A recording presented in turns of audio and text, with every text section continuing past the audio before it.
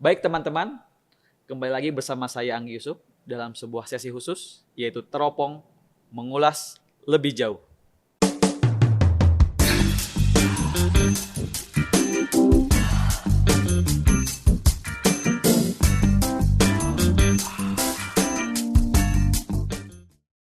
Baik teman-teman, dalam sesi Teropong kali ini, di seri pertama kita kali ini adalah kita akan membahas mengenai penaksiran. Di mana tentunya bagi teman-teman semua mungkin di berbagai tempat di Satker, baik Satker di badan milik negara yang mengelola barang milik negara maupun barang milik daerah, sudah mendapatkan bimbingan teknis dari tim-tim penilai di tahun 2023.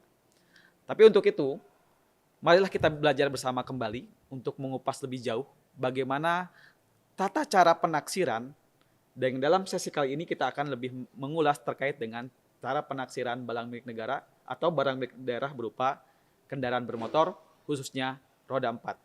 Baik teman-teman, di sini kalau kita lihat di layar ya, di layar monitor ini sudah terdapat sebuah studi kasus di mana yang akan kita taksir merupakan kendaraan bermotor roda 4.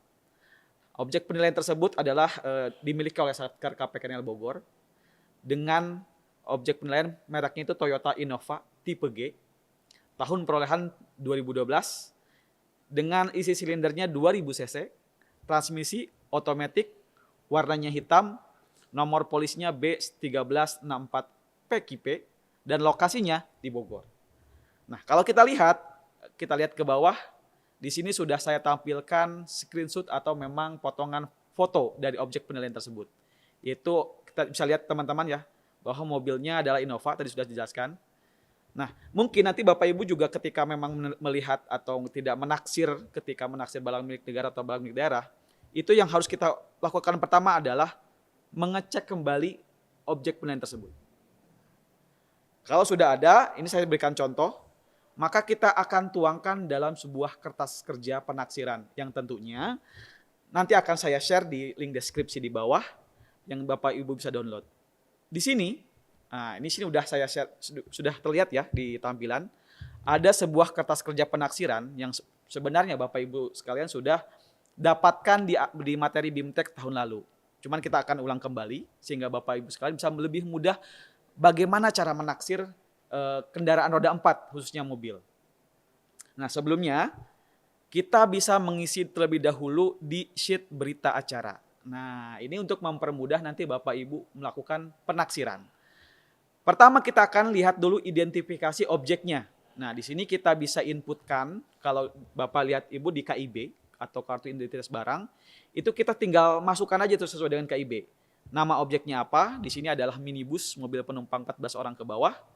Kode barangnya tinggal Bapak Ibu inputkan sesuai dengan KIB. NUP-nya juga tinggal diinputkan. Ini pemilik barangnya, kebetulan di sini KPKNL Bogor.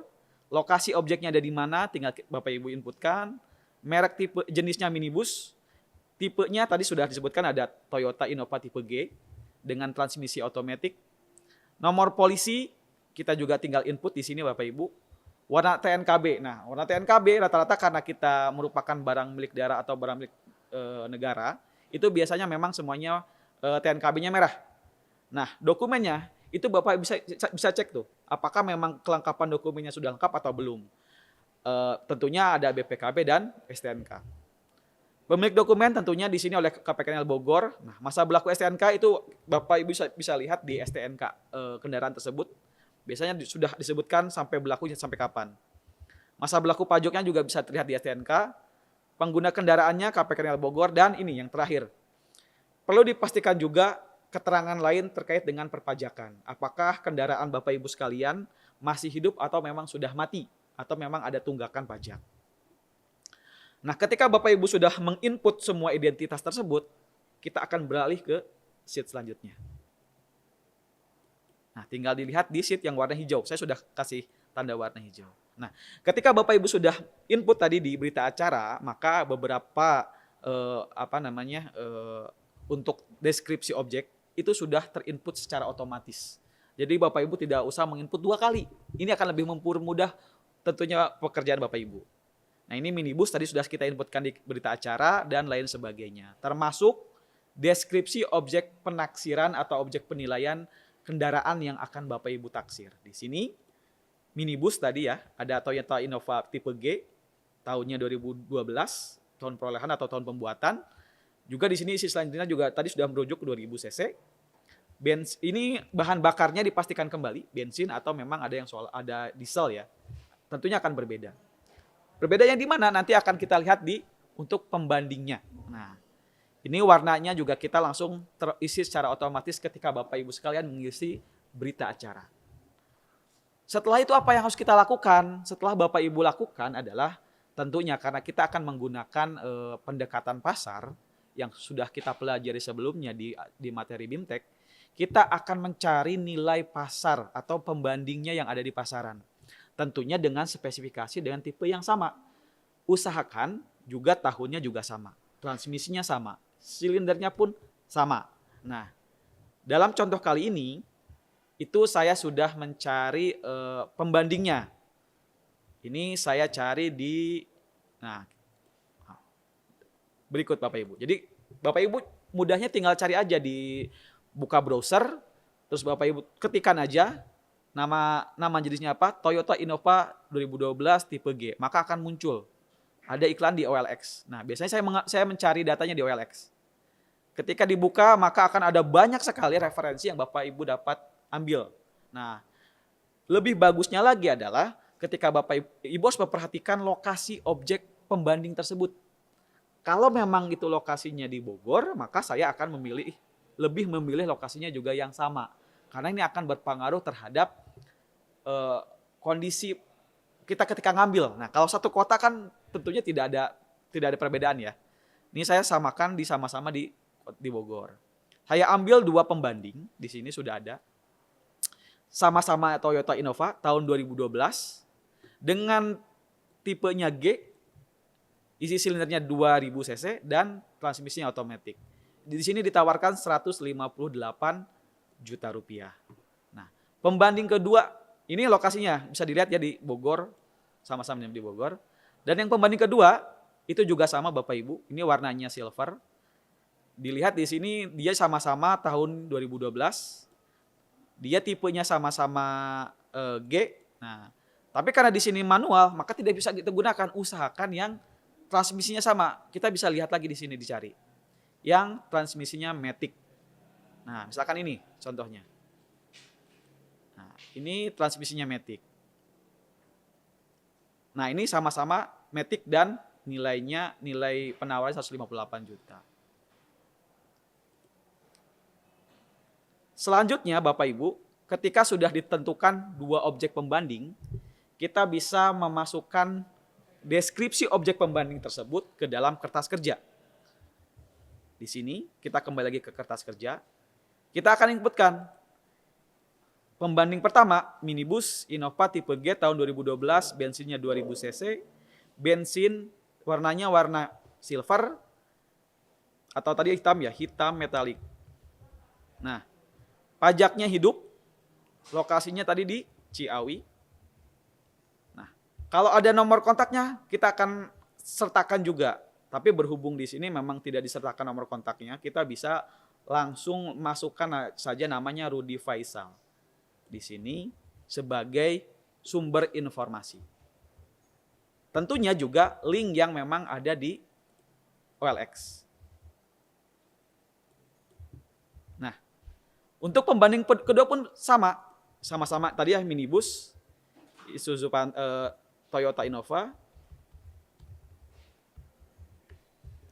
tahun 2012, dia 2000 cc, dia sama-sama bensin, warnanya silver, terus dia warna TNKB-nya hitam, dia pajaknya masih hidup, pajak hidup. Lokasinya di mana tadi yang kedua, yang silver ini lokasinya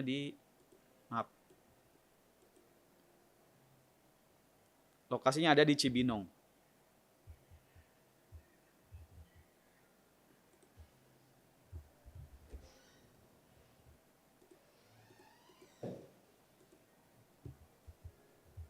Cibinong. Tidak lupa setelah Bapak Ibu masukkan juga masukkan harga penawaran mereka yang ada di internet. Tadi harga yang pertama penawarannya 158 juta. 158 juta. Yang satu lagi ditawarkan dengan harga 149 juta.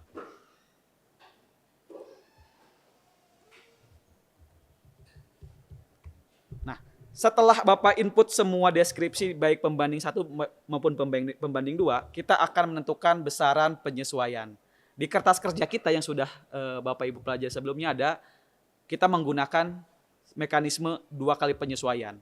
Penyesuaian pertama adalah penyesuaian transaksional dan yang penyesuaian kedua adalah penyesuaian transaksional. Perbedaannya di mana? Nah, kalau transaksional ini berhubungan dengan transaksi ketika kita akan melakukan jual beli. Jadi setelah proses penjualan tersebut, baik atau sebelum, kita bisa nego atau memang ada biaya yang dikeluarkan, maka tersebut dengan penyesuaian transaksional. Tapi kalau penyesuaian transaksional itu berkaitan dengan fisik si objek penilaian tersebut. Nah, bisa dilihat di sini Bapak Ibu, kalau penyesuaian transaksional itu ada 6 yang akan kita sesuaikan. Yang pertama, hak dokumen kepemilikan, syarat jangka waktu kepembiayaan, kondisi penjualan, biaya yang harus dikeluarkan setelah pembelian, waktu transaksi, dan jenis transaksi. Di sini kebetulan ketika kita cek, nah untuk untuk hak dan dokumen kepemilikan karena sama-sama lengkap, maka tidak usah disesuaikan atau penyesuaiannya 0. Begitu juga dengan syarat dan jangka waktu pembiayaan, karena tidak sama-sama tunai, dibayarkan secara tunai, dibeli secara tunai, itu maka penyesuaiannya 0. Kondisi penjualan karena sama-sama wajar, tidak ada ikatan apapun, maka penyesuaiannya pun juga sama-sama 0. Nah, untuk biaya ini yang harus Bapak Ibu perhatikan, bahwa kalau kendaraan, kebetulan tadi kalau kita lihat di berita acara, bahwa ternyata pajaknya masih hidup objek penilaian kita. Maka di kertas kerja penilaian di sini tidak ada pajaknya atau pajaknya ini masih hidup, maka tidak ada pajak yang terutang. Nah, untuk biaya untuk yang objek pembanding juga dipastikan Bapak Ibu bisa cek di deskripsi di penjualan atau memang hubungi si penjual apakah terdapat utang pajak atau tidak. Kalau memang tidak ada utang pajak, maka tidak usah disesuaikan atau penyesuaiannya 0. Nah, di sini 0. Nah, waktu transaksi kebetulan bulan ini yang sedang kita lakukan penilaian adalah bulan Mei, maka kita akan ubah waktu transaksinya menjadi bulan Mei 2024. Dan penawaran ini dilakukan juga kalau kita lihat di OLX tadi adalah di bulan Mei tentunya 2024.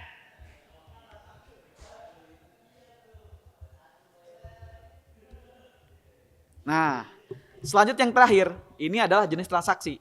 Nah, kalau jenis transaksi ini akan bergantung dengan bagaimana Bapak Ibu bisa nego atau tidak terhadap barang tersebut. Karena ini sifatnya masih ditawarkan biasanya. Nah, seperti yang kita ketahui, kita masih mempunyai kesempatan untuk negosiasi dengan penjual. Nah, untuk itu baiknya Bapak Ibu bisa konfirmasi langsung kepada penjual. Masih bisa nggak sih untuk melakukan negosiasi? Misalkan ternyata bisa. Nah, ternyata di objek pembanding pertama, menurut informasi dari penjual masih bisa dikurangi tuh Pak, 10 juta misalkan. Maka kita akan kurangi lagi 10 juta sebagai penyesuaian di objek pembanding pertama.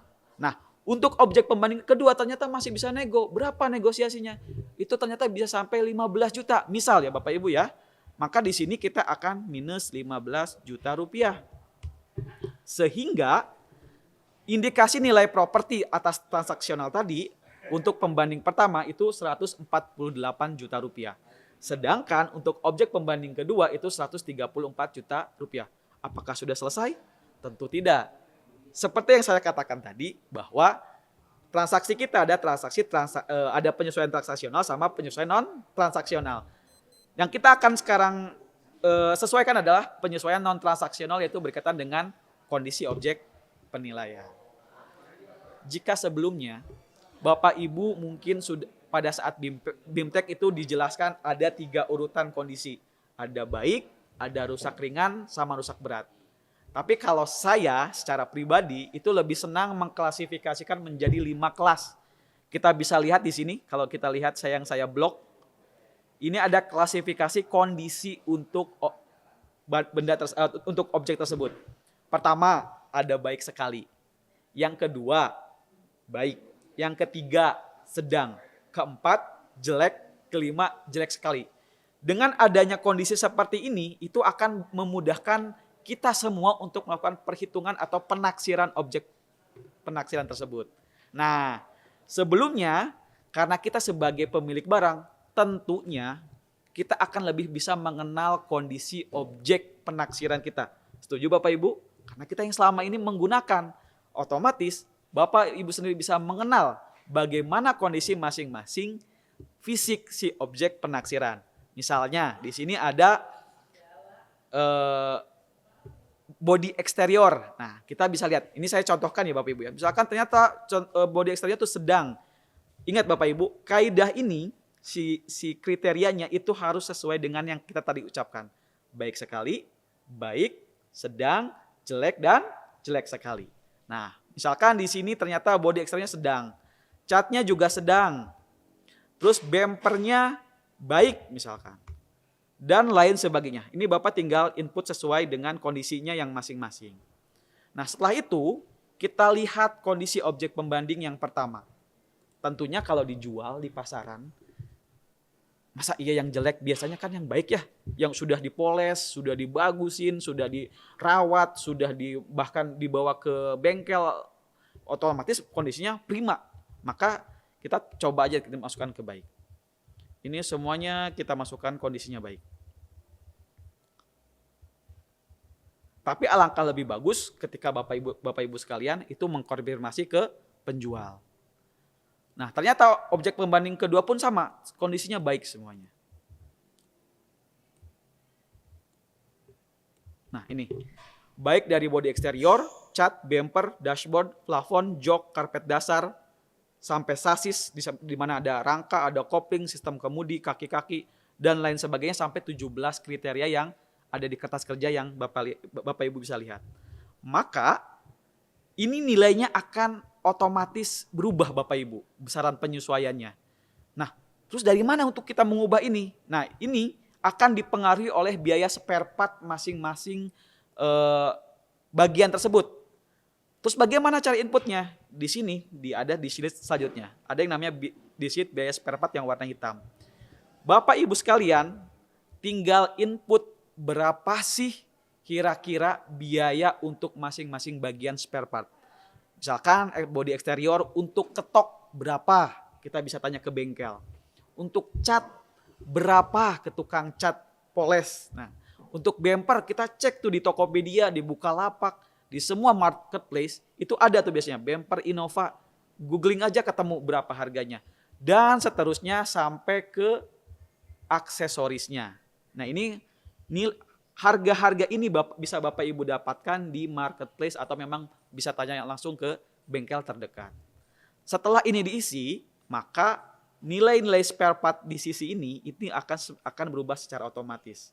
Dan ketika ini sudah berubah secara otomatis, maka besaran penyesuaian yang ada di sisi sini, baik di pembanding pertama atau di pembanding kedua, pun akan berubah. Lantas, ini Bapak Ibu kedepannya tidak usah memikirkan berapa penyesuaian yang pas, karena di sini sudah otomatis. Saya sudah buatkan secara rumus Excel-nya. Karena ada perbedaan, contohnya misalkan kayak gini. Objek pembanding pertama kondisinya baik, sedangkan objek penaksiran kita sedang. Ketika kita lihat di kelas kondisi, baik itu 0,75, sedang itu 0,5. Maka selisihnya adalah 0,75 dikurangi 0,5 sama dengan 0,25 dikalikan dengan biaya spare part-nya. Itu akan terisi secara otomatis. Ini udah ada rumusnya Bapak Ibu. Jadi nanti ke depan tidak ada lagi kesulitan bagi Bapak Ibu sekalian untuk melakukan penaksiran. Tidak usah lagi ragu. Bapak Ibu tinggal hanya perlu konfirmasi ke kami apakah sudah benar atau tidak. Sedangkan untuk nilai saya pastikan dengan menggunakan metode seperti ini Bapak Ibu bisa lebih mempermudah dalam melakukan penaksiran. Setelah itu, setelah kita berubah ini nilainya udah disesuaikan, maka akan muncul nilai jumlah penyesuaian total. Untuk objek pembanding pertama jumlah penyesuaian 41.750.000. Begitupun dengan objek pembanding kedua, 41.750.000. Nah, sehingga nilai indikasinya adalah pengurangan dari nilai indikasi awal setelah penyesuaian transaksional dikurangi dengan total semua penyesuaian non transaksional. Nilainya 106.250.000. Sedangkan di pembanding kedua 92.250.000. Dengan demikian kita akan melakukan pembobotan. Nah, ini ada namanya pembobotan Bapak Ibu. Pembobotannya dengan masing-masing ini juga sudah menggunakan rumus Bapak Ibu. Jadi Bapak Ibu tidak usah lagi memusingkan bagaimana cara pembobotannya. Dengan seperti itu maka akan dihasilkan nilai si objek objek penaksiran kita yaitu 99.572.580 rupiah. Apakah sudah selesai? Tentu belum. Kenapa? Karena proses yang akan kita lakukan ini kan penaksirannya pemindah tanganan melalui penjualan dengan cara lelang. Nah, karena dengan cara lelang maka akan terdapat bea lelang. Berapa bea lelangnya?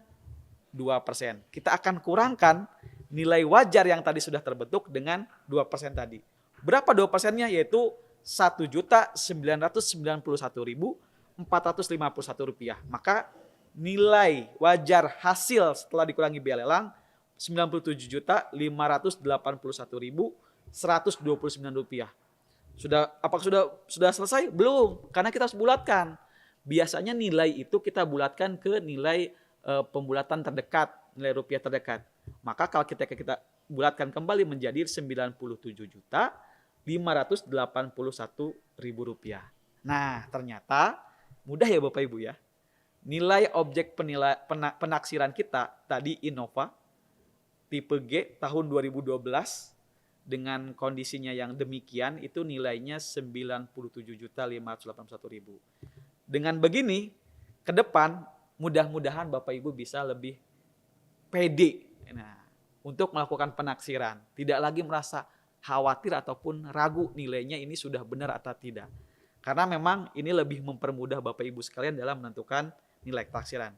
Setelah ini tinggal Bapak Ibu tentukan siapa tim penaksirnya, tanda tangani. Berapa jumlah tim penaksirnya? Kalau sesuai peraturan itu harus ganjil. Bisa 3, bisa 5, bisa 7. Sesuaikan dengan ada jumlah orang yang sesuai dengan di SK atau SK penghapusan di Bapak Ibu sekalian. Demikian itu penjelasan singkat terkait dengan bagaimana kita melakukan penaksiran kendaraan bermotor khususnya mobil. Selanjutnya kita akan mengulas yang lain lagi. Tapi di sesi selanjutnya, kalau sekaligus, wah terlalu panjang. Maka ini adalah serial bersambung. Terima kasih Bapak Ibu sekalian, mudah-mudahan dapat dipahami oleh Bapak Ibu sekalian. Dan kalau memang masih masa ragu, bisa hubungi teman-teman atau tim penilai KPKNL Bogor. Terima kasih, sampai jumpa. Teropong, mari ulas lebih jauh.